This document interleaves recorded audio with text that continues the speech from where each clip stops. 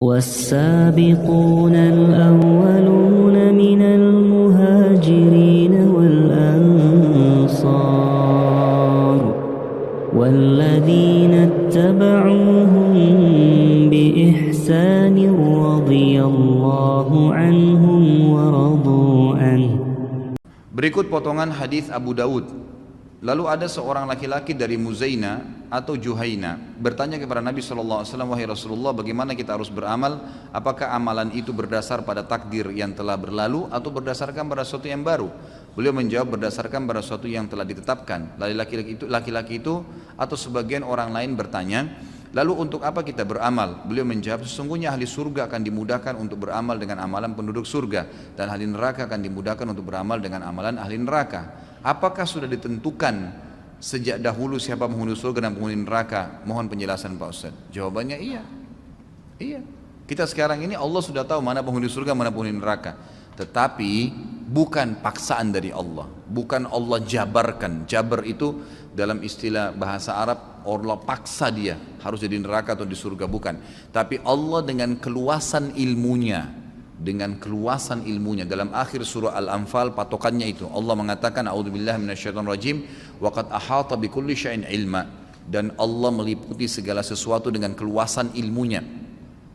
Kata para ulama, Allah tahu semua sebelum menciptakan langit dan bumi, sebelum menciptakan semua makhluk, manusia, jin, malaikat, tumbuh-tumbuhan, hewan-hewan, semua sebelum menciptakan, Allah sudah tahu kalau saya ciptakan nanti dari awal dia hidup sampai dia mati apa yang dia lakukan. Allah sudah tahu dengan keluasan ilmunya. Itulah keluasan ilmu Allah Subhanahu wa taala. Ini yang dimaknakan dengan waqad ahata bikulli syai'in ilma. Allah meliputi segala sesuatu dengan keluasan ilmunya. Jadi Allah memang sudah tahu. Karena Allah sudah tahu si fulan ini kalau saya ciptakan nanti dia akan pilih perbuatan penghuni neraka, maka Allah mudahkan jalannya dengan itu. Saya kasih contoh. Saya jelaskan ya, saya reviewkan kembali.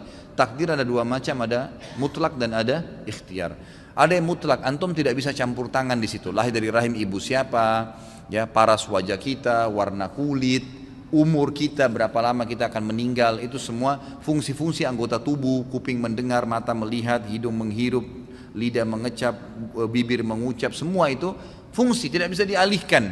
Nggak ada orang bisa makan dengan kupingnya, nggak ada orang bisa mendengar dengan matanya, sudah begitu. Itu takdir mutlak namanya. Allah memang yang pilihin.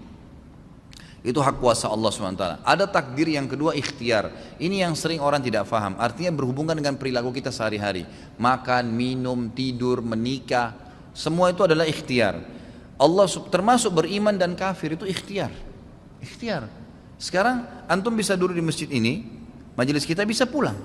Siapa yang bisa tahan? Walaupun saya bilang jangan pulang akhi, tetap kalau antum mau pulang hak antum, tidak ada yang bisa tahan. Tapi dengan antum memilih salah satu perilaku, duduk atau pulang, Allah sudah tahu pada malam itu, pada detik itu, di majelis itu dia akan pilih pulang atau dia akan pilih duduk, dicatat sebagai takdirnya, gitu kan?